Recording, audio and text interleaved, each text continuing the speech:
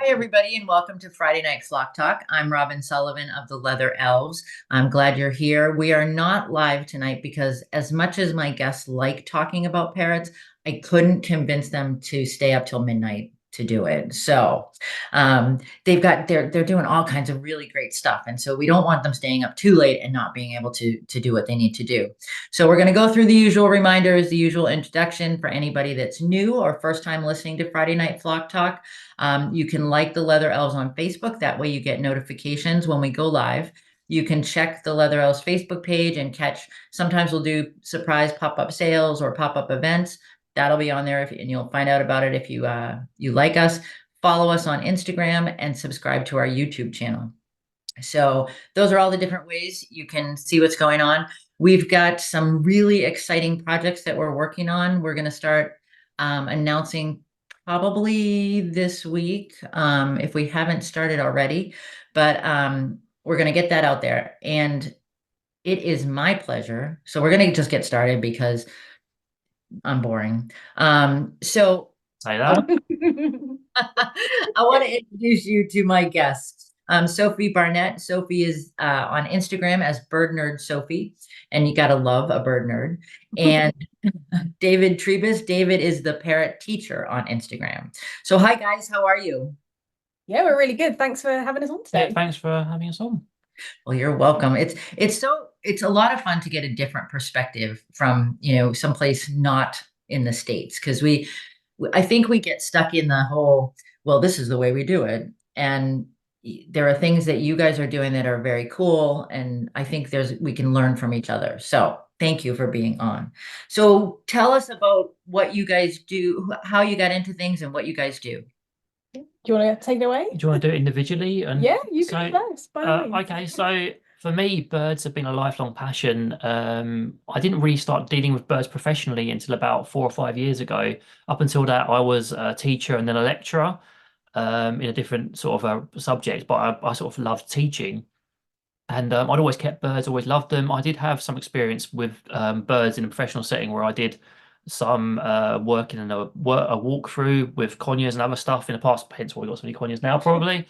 And then, yeah, when COVID hit, we kind of started YouTube and then it spiraled from there. And we realized that we had something to offer because I have a very good home background and small bird background and the teaching background, whereas Sophie, who's gonna talk about her background, pairs very well with mine. So whereas my specialty is teaching, and I'm catching up on the academic side of bird keeping. I've recently completed a course with Susan Friedman, which I've found useful. Done courses with Jason. I intend to continue pursuing academia with related to birds because I find it very interesting and a training aspect. It's all very good, and the pedagogy around it. I'm throwing lots of big words, sorry. I just like the teaching aspect and I like dealing with birds, so it's all very exciting for me. Yeah, so David's got a really solid foundation of having birds in the home, which is really valuable. Whereas for me, mine is mostly sort of professional experience. So I've been working with parrots for over 15 years now. I went to college for animal management. I went to university to study an honours degree in animal behaviour and welfare, specialising in birds. I've worked in zoos, farms, wildlife parks. I've been head of birds. I worked with loads of cool species. But it wasn't till later in life that I actually had birds in the home because they're two completely different settings and there's a lot to learn from both of them, which is why I think we work quite well together. So after all of this, and as David said, about 4 or 5 years ago now, we started our business Best Behaved Birds, which is a bespoke and affordable parrot care consultancy where we work with owners all across the globe, which is really exciting, isn't it, to connect with different people and different species. Yeah, and we tend to specialize in with people at home. Yeah. We have worked with small collections and zoos, but our focus is the home because that's where we want to improve the lives of the most birds, because that's what we feel where there's kind of lacking. People, individual parrot care in the house, it seems to be far behind what it is in the zoo environment, and a lot of people miss that. And it's just something we really, really want to fix. It's kind of our crusade to try and improve the lives of as many birds as possible Yeah, in so people's houses yeah, and their lives as well by inference as yeah, well. exactly. It's all about harmony, isn't it? And we've got, I think, over 600 free resources that we put out on our relative YouTube channels. And we also have a flock of 8 birds. We've got so much going on Most here. of them rescues as well. Yeah, most of them rescues. We've got 2 cockatiels, 4 green cheek conures, and 2 crimson bellies. So we're all about those birds. It's basically our life now. We're here with the birds all the time. We're just the additions to the birds' lives. Yeah. Yeah, it's that caretaker position, you just they let you live there with them. Yeah. I think you hit on a good point that it is so very different. The zoo world and the home keeping birds. And I think neither one is the wrong way to do things, and I think you're right. We can put the two together. I've done both. And I think you can put the two together and really have success. And so if people want to get in contact with you at Best Behaved Birds, how should they do that? So you can either do it via our website, bestbehavedbirds.com. You can follow us on Instagram, contact us via there. Obviously, via our YouTubes or personal Instagrams, you can contact us. There's loads of different avenues. On Facebook as well. Yeah. We're everywhere. Just search Best Behaved Birds. We'll be somewhere. Or our personals, Bird Nerd Sophie and the Parrot Teacher, and we're more than happy to help everyone. Excellent. So now, just really quickly before we get into our topic for today, so you provide consults on behavior. What services do you provide through your business? So yeah, we do bespoke and affordable consultations. We try and make them as affordable as possible because we know that keeping birds is very expensive. So we want to make our services as accessible to people to help as many people as possible. So we offer different kind of timeframes of consultations.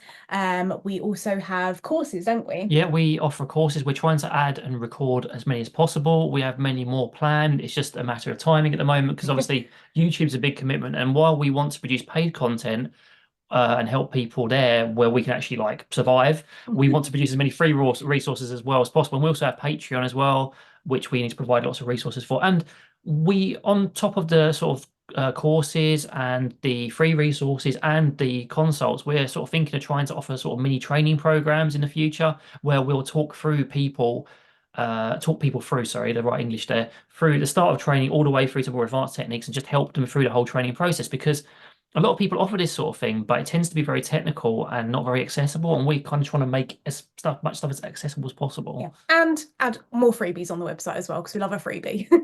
I have to say, I enjoy your perspective, and I think people will appreciate that. You did mention, David, a lot of times it's a lot of technology or not terminology, and it's really sometimes that is off-putting to people. And what I love about watching you guys and the things that you're posting is that you just do it. It's like, okay, here we go. And there is that science behind it. And I know there is because we've talked about it before, but I think it's that, making people comfortable. So you're really good at that. So thank you for doing that. I think it's needed. So today we're going to talk about welfare and ethics. So we went from okay, life is great, to, okay, we're going to talk about welfare and ethics. And it doesn't have to be that way. But so how would you guys, if you want to take turns, define welfare when it refers to birds? For me, it's looking at the physiological and psychological well-being of an animal and meeting those needs. I think you probably... I'll just summarize. It's meeting all their needs and making sure they're the happiest and most fulfilled in their environment. Yeah, so it's not just, they've got the basics. It's about actually meeting the species specific requirements, which is often overlooked. It's very much seen as a very kind of broad, they've got food, they've got water, they've got, they've got that one perch with a bell on it or something, Yeah, that one toy that's been in there for a really long time. That's not welfare to us, or it's poor welfare perhaps. But when we think about welfare, we're looking at really kind of going above and beyond. And I think, Sophie, with your your more facility background, I think we get into that word is used a little bit more often, and it's now coming into the pet bird world. And I think, but I think the definition is still the same. Yeah, definitely. It doesn't matter where animals are kept. We should always be striving to provide them not just the basics, but more naturalistic things to actually meet their needs. Whether it's a domestic species or whether it's an exotic species, it doesn't matter. We need to be looking at what they actually need and what we can provide for them within the constraints of, being under human care. You know, there are a lot of unnatural things. So what things can we do to meet their needs? Maybe in a slightly unnatural way, but we can still meet them. And yeah, it's a really interesting challenge sometimes. It is. And I know, so that's another good point, is that we are talking about an unnatural setting. It's birds don't grow up in houses most of the time, and that's not where they come from. And I've always said to people, you need to come as close as you can. And if you can, I mean, if you can recreate the rainforest or the savannah or, in your home, I want to come live with you. Um, but I think we need to really think about what would you tell people if somebody said, well, I can't do that because I live in a very small flat. What am I going to do? What would you suggest? I mean, start small, start simple. It doesn't have to be grand gestures. You don't have to create the rainforest or savanna in your house to give your bird a more natural, fulfilling life. There's so loads of different small ways you can do it. And it's often about people's perspectives. They seem to feel they have to go big or go home with these things. It's either my bird's going to be out all the time and they're going to have absolutely everything. I'm going to have a sprinkler system in my house, constantly raining water down upon them if they're a conure, or I'm going to have them in that cage and do nothing. It's the extremes that always cause the problems. And there's so much middle ground, so much of it that could be mined to give that bird a better life and also make it easier on the humans, because part of the welfare, and something I'm coming to realize more and more, is improving welfare for any animal improves the welfare for the person that looks after them as well. And people seem to have this disconnect there. They seem to think it's easier to be lazy. And I'm sorry, I'm not. There's no disservice to a lot of people who do a lot of good work out there. We talk about the majority who try really hard, but the minority who just can't be bothered, they're making their lives harder by doing these things. So we can do so much, and there's so much middle ground that can be mined to make birds' lives better. Yeah. Yeah, I absolutely agree. And I think you hit on the nail on the head with it makes people's lives better too, and I try to teach people that if you're going to, you want to improve welfare, it makes life just flow better. If you've got a bird that's got, good welfare, then they're probably going to be better behaved. You're going to see the behavior you want, and you're also going to be able to interact more. So I think it does go together, and I think we kind of got to think about that. So thinking about ways to enhance the lives of birds in human care, whether it be in a facility or in the home, primarily in the home. What are what things do you think people should focus on? Would you like me to start? I'll start this time. I mean, nutrition, diet is Yeah. very important. Diet is one of those big factors that people seem to overlook in the home. And something you said right at the start of this, that these things cross over. The principles of this do cross over. They're universal principles most of the time, where it comes to training or welfare, etc. It's just how you apply them is the devil's in the detail here. But we think that diet's very important, adequate training, the environment itself, and also how you interact with them as well. Yeah, That'd be my opinion. Yeah, I think diet is huge. You know, we do a lot of chat about diet, especially with Dr. Jason Crean, our mutual friend, good egg. And it really is the foundation for a lot of behavior. And, we do work with a lot of clients who are at the end of their tether with their birds' undesirable behaviors. And quite often we can reduce those through diet alone, because there again is so much misinformation about there and disinformation about there about what parrots should be eating. But one of the other things, more active things that you can do is, teaching your bird skills, teaching them how to cope with living in our environment and then to thrive. It could be something as, I say simple, it's still an essential skill, something like target training or learning how to play independently, all the way up to voluntary nail trimming and voluntary syringe training for medication before you need it. There's a whole variety of skills that you can teach your birds so that they are doing the behaviors you want to see more of. And I think when you say, before you need it, that's critical, because what happens is your bird gets sick, you take it to the vet, and then it needs medication. And now, oh, I've got to teach him how to take medication out of a syringe. Nope. I mean, you might get lucky, but I'm going with no. Yeah. And I think those kind of skills and target training, I always tell people target training is your friend. I mean, people are like, oh, I can't handle my bird, move them around with a target stick. I can't interact with my bird, interact with a target stick. I worked with a young lady who she had a rescue bird. She was fostering a rescue bird. And this bird he was a big green wing, and he was not super pleasant because of where his previous environment. And he got to her house and she was ready for this green wing that she was going to be able to interact with and la la la. No, back of the cage. And so we did tiny steps, but it took us 6 months to get him where he would come out, walk down a line of perches and be out and get up on a stand. But I think it's a matter of taking that time and investing your time in enhancing the welfare by doing the training. And it all kind of, it falls into place.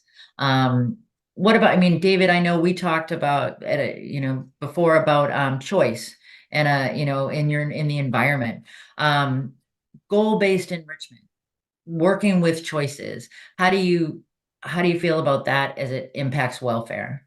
Just before we start that, for the rescue point as well, there's a very quick fix mentality amongst people with regards to everything. And when you do have a rescue, any bird with a behavioural problem, it is going to take time. Rescue timescales, we can talk about years to fix problems, and you should be celebrating every minor achievement and your own. But anyway, with regards to goal-based enrichment and choice is pretty much being regarded as a primary reinforcer now. It is one of those essential things that every animal needs to thrive on this planet. So having goal-based enrichment, as in something where your animal can choose, it can pursue a goal and get a reward, a reinforcement for achieving that goal, is immensely important because it's giving it its choice. You're fulfilling so many primary reinforcers and secondary reinforcers in one activity. Just something as simple as a foraging tray for a cockatiel. They're exhibiting a natural behavior. They're doing something you want them to do. They're pursuing a goal, which is to get goodies, and they're doing that through a natural behavior, and then they're getting a nice primary reinforcer right at the end of it, which could be millet or whatever their favorite treat is. Where's the loss there? And a lot of people complain about their cockatiels being bored or not doing stuff. Give them something you see them doing in the wild, a natural foraging activity. Yeah, that's the thing, isn't it? With goal-based enrichment, we're looking to actually elicit that kind of behavior we want to see more of, and that's why it's so valuable in behavior modification and changing the environment in order to reduce those undesirable behaviors and get them doing things that we want to see more of. Redirecting behaviors. If they're shredding your walls and your books and your furniture, why not get them shredding something that they're allowed to shred? Have them exhibit that behavior onto an appropriate item. And with choice, it is so valuable. Again, we kind of touched on it at the start, that there are some limited choices because they are in an unnatural environment. That's not to say that's a bad thing. It's just about how many choices can we provide them. And there are lots of different options, whether that be dietary or enrichment based, or who they interact with during the day, who they train with, their potential flock mates as well. If you have a multi-bird household, there's so many different choices you can provide. It's all about, getting creative. Yeah, no, I absolutely agree. And I think, when you were talking about the foraging trade, David, you were saying that it checks all those boxes, it fills all those needs. And for that minority that we mentioned before, that is like, oh, I'm just going to sit and not do a whole lot. You don't have to do a whole lot with that. It's kind of like a wind up toy. You wind them up, and you just let them go. And you put that foraging tray in and just let them go. You don't have to be right on top of them all the time. I love people that say to me, it's not good for my bird to be alone, and it's not good for him. I have to be with him all the time. I had a woman call me the other day that said that there is a professional company out there who's doing consulting, and it wasn't Best Behaved Birds, that told her that she had to be with her macaw all the time. And I kind of took a breath and I went, is that realistic for you? I wish my life was real. Like I could do that, just hang out all day with my pets. That would be wonderful, but it's not reality. You gotta, pay for the food and the toys and all that.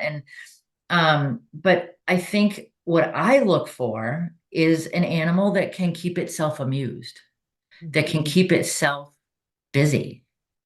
Do you try to get people to do that with their birds? It depends. Well, obviously that's the ideal. You want your bird to be able to be independent. We're always pro multi-bird households, for example. So the bird has another member of its own species to be a companion. But we also say we would rather have a bird in a solo bird in a loving home where those people engage with it, provide it those opportunities for choice, than multiple birds in a home doesn't care. So, yes, we want our birds to be independent. We need to spend that quality time with them, lots of quality time, as much as we can. But we also need them to be able to have fun on their own, and we need to teach them the skills to be able to do so as well, and provide them the opportunities and the choices to do so. Yeah, I think that's something that people forget as well. They just assume that these birds come inbuilt knowing how to do everything and live in these homes, and they don't know. Sometimes they are bred in such a way where they are hand reared by people, so they potentially get imprinted, or they only know people, or they get separation anxiety because they literally spend all day with their human, and then their human needs to go out and actually live their life for a day, and they're not used to it. They're not used to change. They're not used to having to self-entertain and learning how to do that as well. And again, you sometimes find birds who have no idea how to shred, and it's like, we know those beaks can shred. There's no doubt about the equipment not working. It's a case of them not knowing how to engage with different items and recognizing items as enrichment, because a lot of birds can be neophobic, and that's one of the things that can protect them in the wild. They need to be fearful and unsure of new things because a new thing could be a predator. But in the home, we can teach them that there are safe things to engage with and things that they can engage with, without us looming over them, because we need a break as well sometimes, don't Yeah, we? we have to remember they are a flock species, but a lot of birds, there's so few, you can count them on one hand, parrots that interact on their own in the wild. They're flocks. And when we bring them into our natural environment, the house, what that trainer said, we wouldn't necessarily agree with. But if you take it down to the pure baseline level, if that bird's on its own, it needs company a lot. It does need that attention. But that's not the way it is. Everyone has to have their lives, that it's a balance there. And we can teach that bird those skills. So there is a balance. So that person can go out to work, and that bird's not going to exhibit stress behaviors, plucking, all sorts of those undesirable things that impact both the birds and their owners' life quality of life, not lifestyle. Yeah. I mean, and I think that, again, right back to welfare, and we're talking, Sophie, when you said we've got to train them or teach them how to interact with some of these things. And I think that's a key point, because I remember years ago, I was doing a presentation, and we were talking about coping skills. We were talking about animals having coping skills. And a lot of times in the home, our birds don't develop those coping skills because they don't have to. I mean, it's everything is placed at a certain time, and right here is exactly what you need, and I have everything that you ever wanted. What's there to cope with, And then suddenly the German Shepherd from next door comes bounding in the front door by accident, and not hurting the bird, but there's this predator in the building, and what am I going to do? Mm-hmm. And I think through interaction with us and through engagement with different types of enrichment, we can kind of work with them, but it's so important. So what do you tell someone when they say, my bird's just bored all the time, he doesn't do anything, he doesn't interact with toys, he's never had toys, and he has crummy welfare? Yeah. What do you tell them? Yeah. So with our consultations, we always do a section on diet. We scrutinize the diet, because again, that can sometimes influence whether a bird is willing to engage with different things, especially if there's no reinforcement value. If they've got a whole bowl of seeds and things, and then you want to use those kinds of seeds for your training, they're not going to want to work for them. But we also look at cage setup, because again, cage setup can be a huge influence on whether a bird wants to interact with his environment. If it's too small, if the perches aren't laid out in such a way that they can physically maneuver, if it's inappropriate perching, if they're trying to start too complex, maybe they have the best of intentions, and they've got all these really intricate different kind of foraging activities, but they've never actually shown the bird this is something that you can interact with. There's kind of two sides to it. It's either really complex or not a lot going on. And when we define a bird toy, the bird has no idea that's a bird toy. That's just an item. You're just putting something in its environment. It's a toy to us. To the bird, it's just an object. And unless you teach the bird how to interact with that object, and that interacting that object is worthwhile, they're not going to know any better.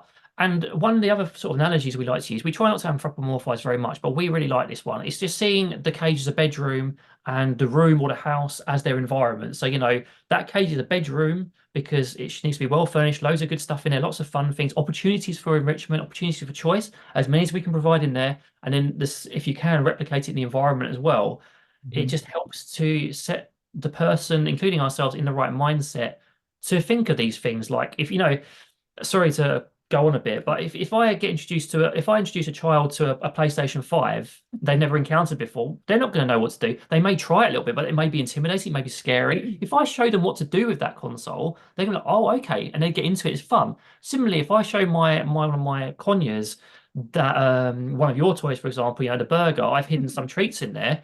They're like, oh, okay, that's interesting. I'll give it a nibble. I'm not quite sure. Oh, wait, this is reinforcing, so I'm going to keep doing it. And therefore, this is a valid addition to my environment, which I'm going to keep interacting with. Yeah, and sometimes it is about setting the environment up for success. And sometimes people have this misguided idea of what a cage is. They hear the word cage and they think, oh, it's a bird prison. It's a horrible place to be. I'm going to put the bird back in the cage because it's been naughty, whatever it is. That's not what a cage is for. That cage is a safe space. That cage is an enriching place. It should be just as fun in there as out. And that's how we want to see it. And we're trying to change people's minds with that, aren't we? And we're just trying to move away from the extremes because, in this, everywhere is extremes. Everywhere I look, you've either got the extreme of 24/7 bird out, no training, no control, no bird proofing, or the other extreme where birds in the cage 24/7 because, it's not good. You want that middle ground because that's where you're going to get the best in results and the happiest for everyone. Absolutely. And, I think it's important. I do like the analogy that's the bedroom and the rest is the house. And I remember, swimming with dolphins and it was, and people were trying to touch them. And the instructors were like, that would be like walking up to someone in the grocery store and start touching them. Yeah. Or walking into someone's apartment and sitting down on the couch with them and starting to touch them. And yeah, but we do it all the time. I mean, it's just, and I think too, a lot of times we'll reach into the cage and we don't consider that welfare aspect of that is that animal's home. That's its bedroom or it's the core of its home. And if you look at the way a cage is designed, the way the door, you've got the door, you open the door, it's like a nest cavity. When you think about, I mean, it's they go inside, they interact in there, they do whatever. And not in a, I'm not saying, oh, well, then they're going to breathe. That's not where we're going, but that's you said it, Sophie, that's their safe space. Mm-hmm. And so you want that to be accessible. You want, and we go back to choice again. You want them to come and go as if you can, if it works in your environment, to let them utilize that door as I can come and go as I please. And then, yes, there are going to be times when they are in the cage. And I think that's a matter of safety in a lot of cases. I personally wouldn't want birds flying around my house at night or, roosting at the top of the cabinets and it's a safe space. So no, I think those are really good points. So animal welfare, like I said at the beginning, is really kind of coming into its own in pet ownership. In the UK, are you seeing this trend as well? I think it's very much a global thing, isn't it? People, the more accessible information out there, people are starting to question things. It is a slow process. Again, I feel like we're just wading through this misinformation. We're holding up the signs like this is the real stuff. This is science, and people are still busy kind of looking down and it's not just that. There's so much misinformation out there. You've got this constant cultural pull that pushes you back to the status quo, where all seed, small cage, all dominance, pellets. All pellets is the new thing. Yeah, dominance. And it holds things back. And a lot of people, things I say to people is align with your own values. Look at your own values to see what you think is best. Because I'm not going to tell people what to do.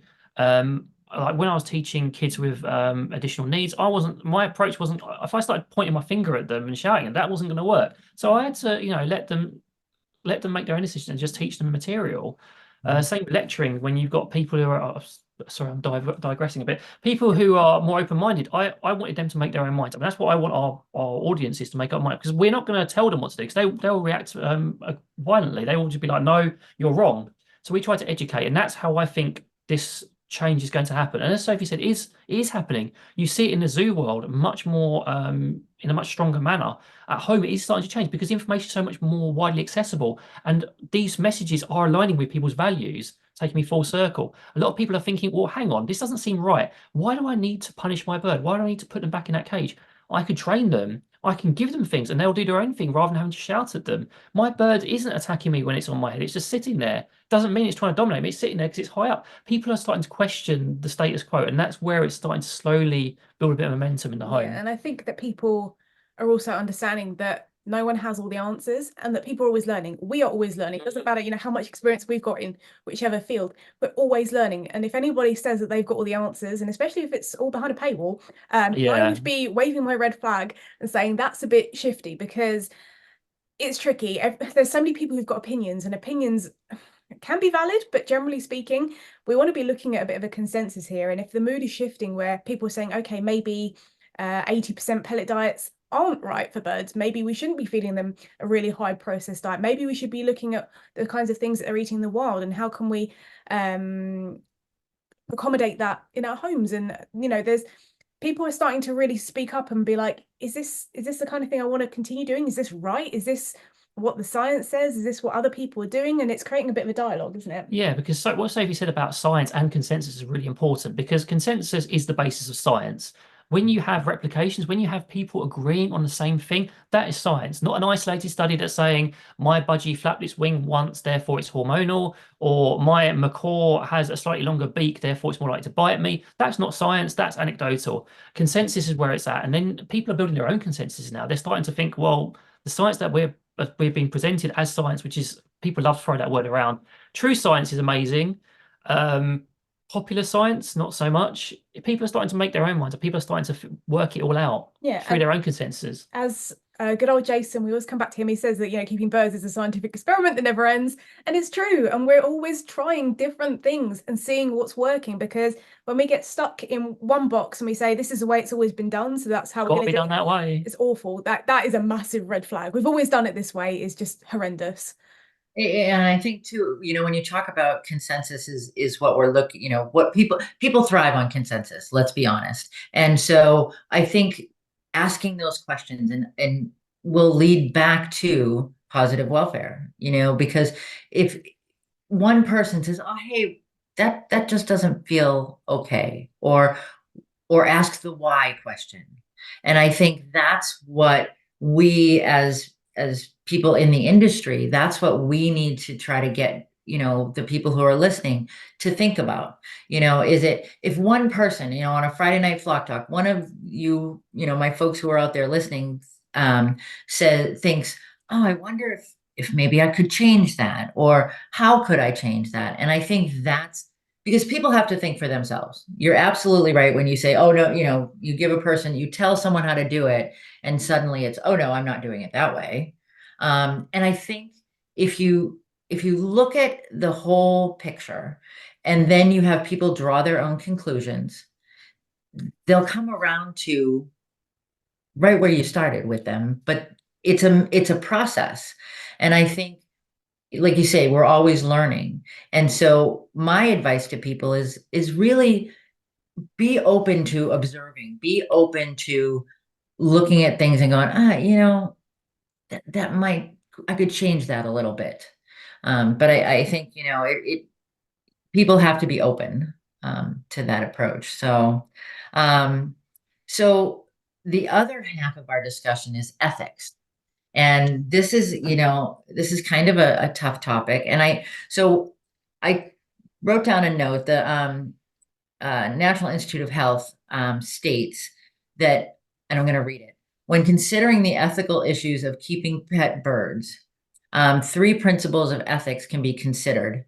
The welfare of the individuals involved, the autonomy and freedom of choice for each individual, and the justice of each action involving respect for the principle of fairness to all. So, I mean, that's a lot. And the fairness one kind of throws me, because I think fairness is a little bit too subjective. But I think, the autonomy and freedom of choice. How do we promote that, you guys? How do people out there make that happen? By providing that environment, by allowing that bird as much choice as possible, making it choice, even a choice during training. Choice is so important. A lot of people, not a lot of people, a lot less people are doing this now, but where people force interactions with their birds, like had the example of putting your hand in a cage. That's a forced interaction. Letting that bird say no to a step up, so important. Observing those. A lot of people complain about biting behaviors. It's something that may happen, especially in the home, because you can't control everything in that environment at every moment. But say, for example, your bird's leaning away when you're offering your hand. Maybe that's the time to stop and give the bird a choice. So if you keep pushing it, it's going to bite.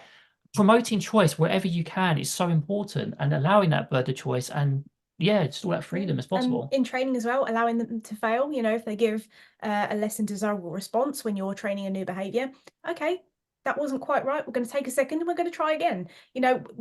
We don't have to treat them like little children, and that kind of comes back to the respect side of things. We have to treat them as birds. I mean, I say, our birds are, they are my children, but I don't treat them like little people. I treat them like birds, and I try to meet their needs as a crimson-bellied conure, or as a cockatiel, or as a green-cheeked conure, and they're all individuals. And I think one of the things that's really important is there isn't like a one-size-fits-all approach to husbandry and welfare for birds. Yes, there are generally things that we're all kind of coming to the same point about with regards to trying to go for a more raw and naturalistic diet and species appropriate toys. But, one kind of husbandry routine is not going to look exactly the same to somebody else's. We have to make adaptations, and we have to make changes to meet the needs of that individual bird, rather than just saying, well, it's a crimson-bellied conure, so I'm just going to do all of the things that I think a crimson-bellied conure needs from, reading some generalistic stuff.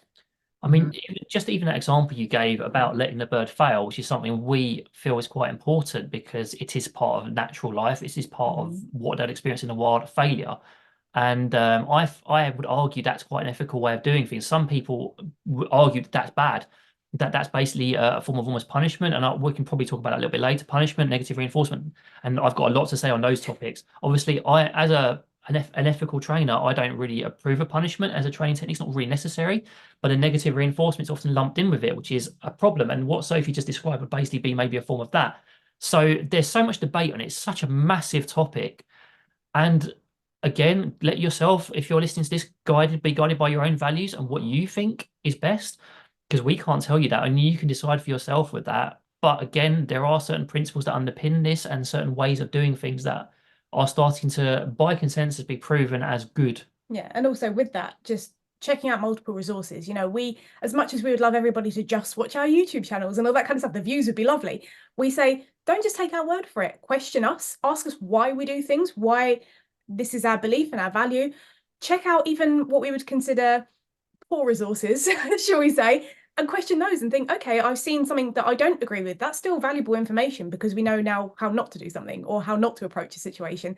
You can take value and inspiration from all kinds of resources, even if they're ones that don't align with what you want to do going forward with your husbandry. And I've always said that if you go to hear someone speak, or you listen to someone's lecture, or you watch a YouTube video, it may not all work in your setting. It may, I can take pieces from here, pieces from there, and create what works in my setting with my birds.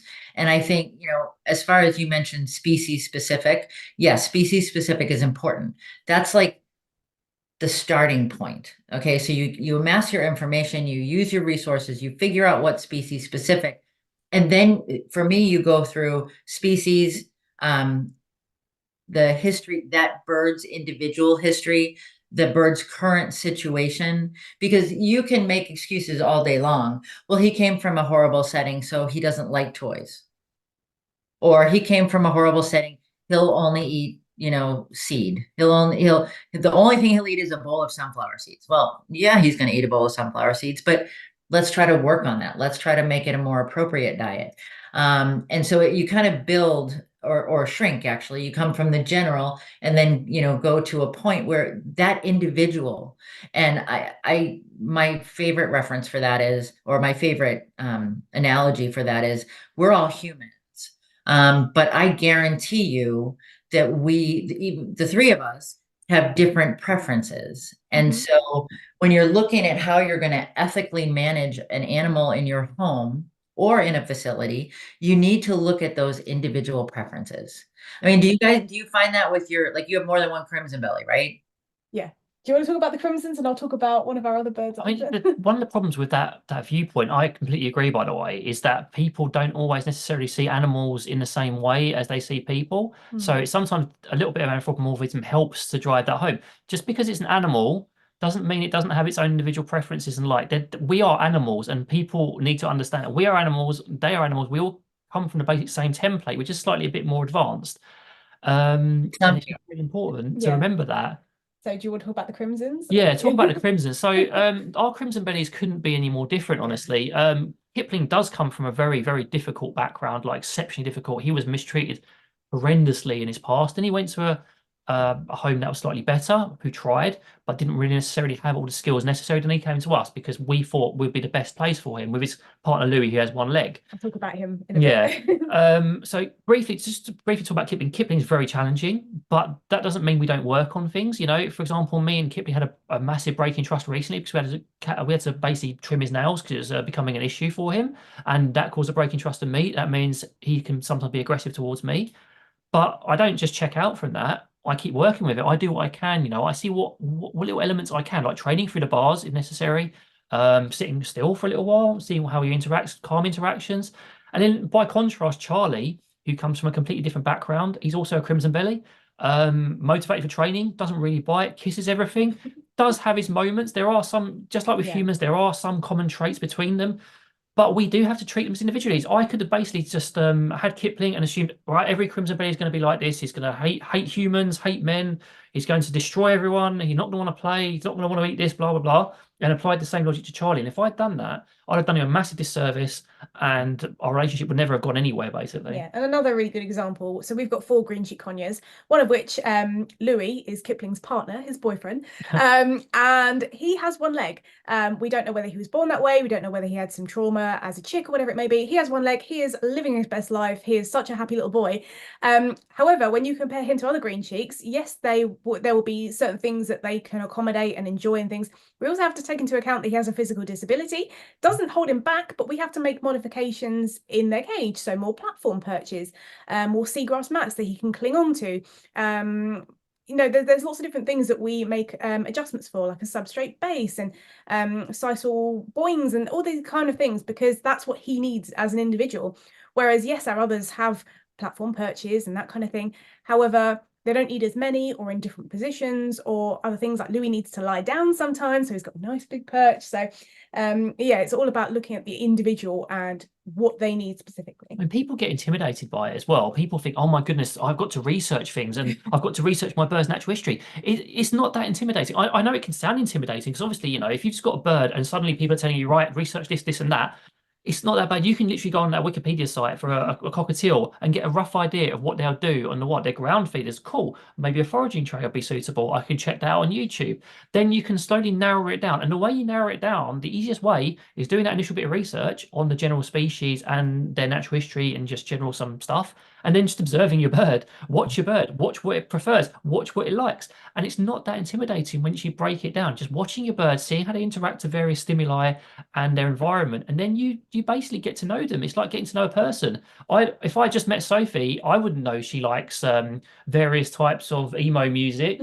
I wouldn't know she likes various types of food. I would just literally, so I just thrust a plate of salad in front of her. There you go. You know, Not going to win me over with that. It doesn't work that way. It's about getting to know your bird. Yeah. And the more you get to know them, the easier your life is as well, and the easier it is to make their life better. Actually, just a quick point on that. It's a really good point. So we are really passionate about doing what we call a treat hierarchy test, where we lay out a variety of treats and see what birds go for first, second, and third, reserve those out for your training and foraging. And each one of our 8 birds has a completely different treat hierarchy of their preferences. And that shows even within the same species, they have different food preferences and things. And again, that's something that's super important when actually working with your bird, actually having reinforcement that's reinforcing.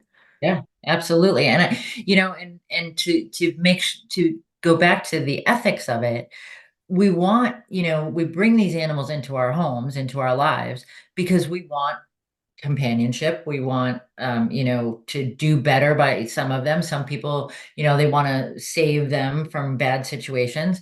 And I think if you don't start with that ethical base, and again, it's that we're at that triangle again, where we start at the base and we give them the basics. They've got food, they've got water, they've got, a clean environment, and they've got toys, or, not even, I mean, the toys, I think, obviously, I think they're very important, but let's start with the very basics, and then you build up. And so you add enrichment, and you add goal-based enrichment, and I mean, we're doing it again, trying to we're building from the basics to make it more better welfare, a more ethical situation.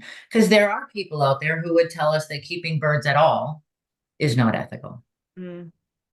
I mean, you can say the same about keeping any animal, though. Just because an animal's domesticated, is it ethical?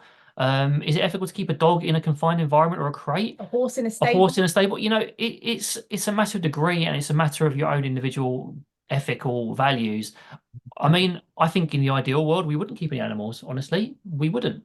But this is the world we have. And I'd much rather an animal has a stable, calm, fulfilling, and enriching life in the environment it has at home than in the wild getting eaten by a predator immediately. Honestly, and also those animals that are stuck in that system already, I want to help them. And also, our whole goal is this is the system we have. We're not going to change it overnight. We have this. We get some enrichment from it. We can provide the best environments for our birds, but we can do better, and we can provide the best environment we can for that situation. Yeah, I think in fact a lot of zookeepers that I know have actually said they kind of wish they were out of a job because the wild was, Amazing. how it should be and not destroyed by people, and that species could flourish and live in suitable ecosystems without us going and destroying them all the time. Wouldn't that be lovely if we didn't have to conserve species under managed care, because they could just go and do their own thing, but humans are garbage, so it doesn't happen. So yeah, there are always going to be extremes, and we're never going to get away from that. But as long as the goal of any animal keeper, not just bird keeper, but any animal keeper, is to do the best for that animal, that's where it comes down to. It's not just, well, I'm going to have an animal because I've got big ego and I want to get famous on social media.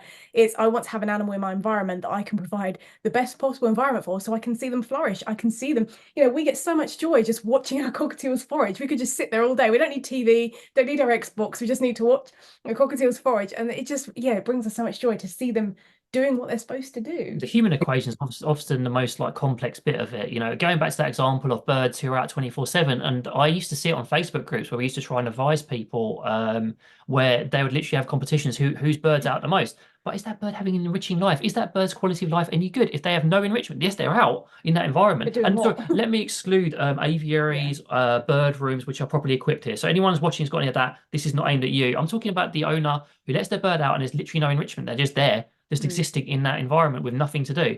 I would be bored. It's like, letting your kid in a blank room with nothing to do.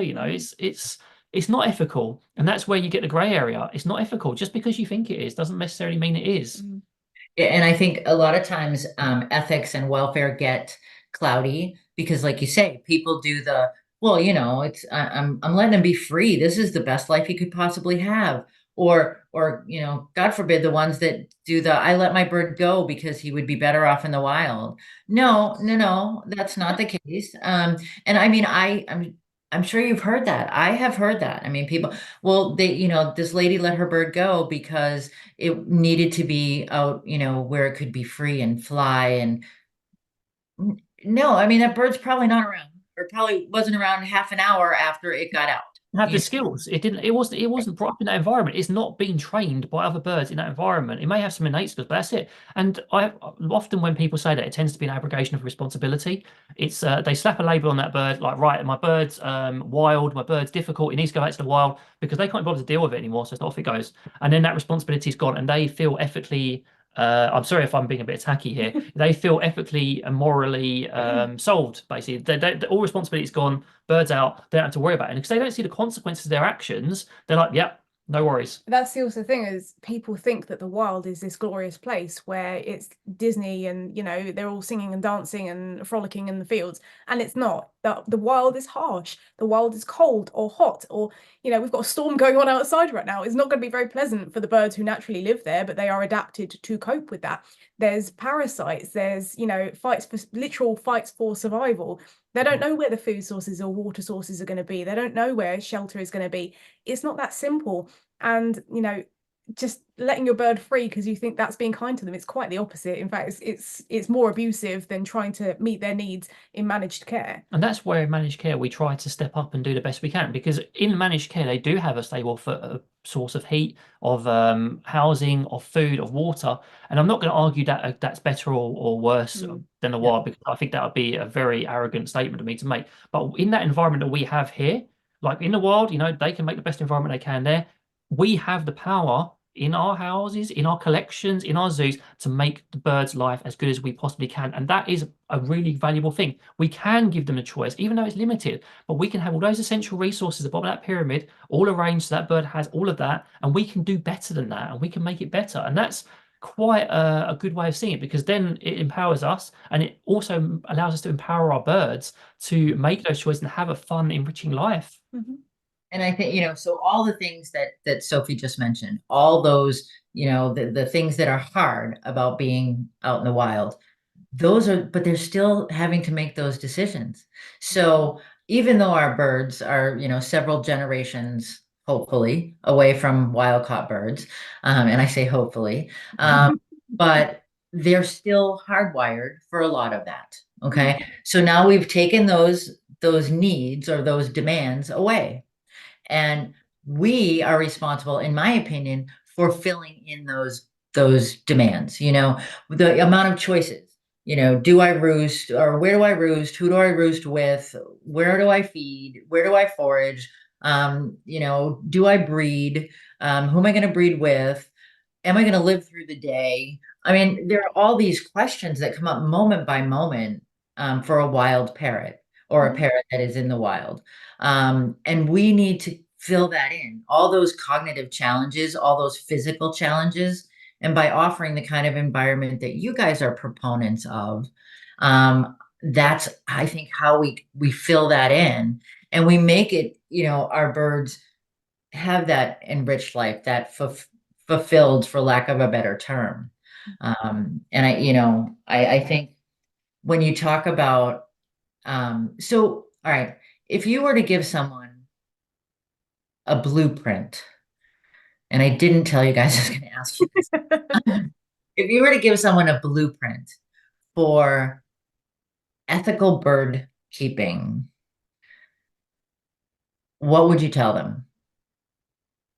It's quite a big question, really. It's making those core needs are met, like food, water, making sure that they have lots of choice in the environment, making sure that they have adequate space, making sure that the enrichment's there. I mean, it's much of the stuff we've already discussed, really. Yeah, I mean, I can bring it back to, so we have one main animal welfare law in the UK, which is the Animal Welfare Act 2006, which at its time was a pioneering piece of legislation because it replaced legislation that was 95 years old. So it really needed an update. It's not perfect, but it created these kind of animal needs. So having a suitable environment, having a suitable diet, making sure your animal is free from pain, injury, disease, and things like that, making sure they're kept with or away from other animals. The other one, what's the other one?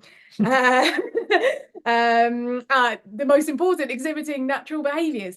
All of these needs need to be met. I mean, I'm not saying this legislation is perfect or they actually enforce it, because, you know, there's no blueprint for each individual species. They're not going to go and say, oh, that green cheek conure is not, you know, the diet's not correct because it hasn't got figs and mulberries and other things they eat in the wild. You know, they'll see, okay, there's a bowl of sunflower seeds, so they've got food, so tick that off the box. So, you know, there are laws in place and legislation to try and have some kind of groundwork for meeting the needs of animals. You know, you have to meet their basic needs, like the food, the water, the shelter and stuff. But I think it's really hard to have a blueprint because they are such complex creatures. You know, And But individuals as well. and individuals, It will vary between bird to bird, Yeah, I mean, like, for example, with this legislation, it's very geared towards farm animals and domestics because we've been keeping them for thousands of years. Whereas for, parrots, we haven't. They are not domesticated. They are still wild animals with wild instincts. And we are still sifting through actually being able to meet all of these needs in our best way possible. So we want to have the diet in place. We want to have a really, enriching environment, having training in place, even basic training. Even if you don't know where to start with training, look at your stepping up and targeting. Those are two really valuable skills that every single bird should know how to do. Even if you're doing target training through the bars, having an enrichment program and a training program sounds complex, doesn't need to be. Just some kind of schedule can really set birds up for success. A lot of the time, the terminology tends to put people off because we talk about schedules and treat hierarchies, and people are like intimidated. But they're all very simple concepts. People love to overcomplicate things, and it's just having these things in place for your bird, treating them as an individual basis as well, and making sure that I mean, I don't personally feel that the laws we have go far enough. I think they need to be more flexible, and they need to be enforced in certain ways, because it is all geared towards certain types of animal, and the pet parroting world is a very murky place. There's not enough people sort of looking into it, actually trying to put things into place for it. Right. And I think, we have the Animal Welfare Act as well. And I think if you look historically at collections and zoos, we've come so far. I mean, what was okay is no longer all right, and the same with the pet parrot world. And I think people like you guys who are doing this education and really working with people, and I think we should all, and I know that the people who listen to Friday Night Flock Talk on a regular basis are doing, they're working to be the best that they can be, but I think we always need to push ourselves and the people that we're working with to just one little step. We always talk as trainers, we talk about small approximations. And I think when we look at welfare and ethics, we need to consider small approximations. And you may not be able to fix the world, or, Joe average parrot owner is not going to fix the world tomorrow. But if he makes it just a little bit better by doing the things that you guys are suggesting, by looking at resources online, good resources online, and by vetting those resources, I think we can kind of expect better welfare and a more ethical bird keeping situation. So yeah, cool. I think a little bit as well is like common sense and actually having a bit of a critical mind, like looking at something and thinking, is this still the best way to do it? Like we said, not just getting stuck in our ways of it's just easy to kind of keep the status quo, and it's easy to keep doing the same thing day in, day out. One of the things we have on our store is a free training planner. So it's like Monday to Sunday, 1, 2, and 3. So you can schedule out your week with your training sessions. You can even use it for enrichment if you want to do like your morning enrichment, afternoon enrichment, maybe even evening enrichment if you want to get really like creative. But it helps to keep a schedule sometimes and changing it week by week, just to have a bit of a clear plan, because it can be tricky living life with one bird, let alone 8 birds. So sometimes we need a little bit of structure, but not too much so it becomes bored and rigid and just same in kind of day in, day out. But yeah, really critiquing the things that we're doing, the things that we see other people doing in obviously a respectful manner, to make sure that, we're still striving to improve. Also, questioning voices of authority. Just because someone has 100,000 subscribers doesn't necessarily mean that they're going to know everything. Similarly, with academics in this subject, a lot of them know an awful lot, but you need to question what you hear, and you need to think about, is this actually true, or is this person just giving you their perspective? Is there backing behind it? From the smallest YouTuber all the way to the biggest behavior analyst. Think about what they have to say and think about it yourself and see what you personally believe, and if you think that aligns, because that's how things are going to change in those little steps. I love it. And I think that plan that's available. It's on your website. It's available on our store. You can access that through bestbehaviourbirds.com. We've got a courses and freebies little section there. Okay. Because life gets in the way, and a schedule, and people do get like, oh wait, schedule, but it's, for me, I'm a list person. So having the list or written down really, and plus I'm getting old, so it really helps. but getting old, I am old, but Not at all. it's easier to have it written down. It's easier to have it scheduled. But I want to thank you guys so much. And I know, we could have gone on and on and on. But I think people just need to be open to new things, and not, no, you don't jump on the latest trends. You kind of look at the latest trends and just figure out, how does that fit in with my belief system, my ethical system, or my, what the kind of welfare I want to provide. And so I want to thank you, and tell us again. So bestbehavedbirds.com. Yeah, bestbehavedbirds.com or at bestbehavedbirds on Instagram and Facebook. I am bird nerd Sophie just about everywhere, and David is the parrot teacher just about everywhere as well. All right. Well, thank you again. I've enjoyed this. And David, you brought up negative reinforcement and negative punishment, and I think we might need to have a whole nother session, because I that fascinates me. Just the quadrants of It's just behavior. how it's not, like, people seem to think that some people think positive reinforcement's the only way. Some people think that if you even touch on negative reinforcement's no good. But then in certain environments, it is the most ethical way, and we're finding that more and more. And I could go on, like you said, we could go on about it for a very long time. I All think right, it's a very interesting discussion. can I have you back again then? I think we'll allow it, yeah. All right. Good. So everybody out there heard them. They will be back again. Maybe together, maybe singly, but we'll have them back again. So thank you. And I just want to, remind everybody that's listening, if you've got somebody that you'd like to hear from, somebody that you'd like me to have as a guest, just message me, let me know, and I will do my best.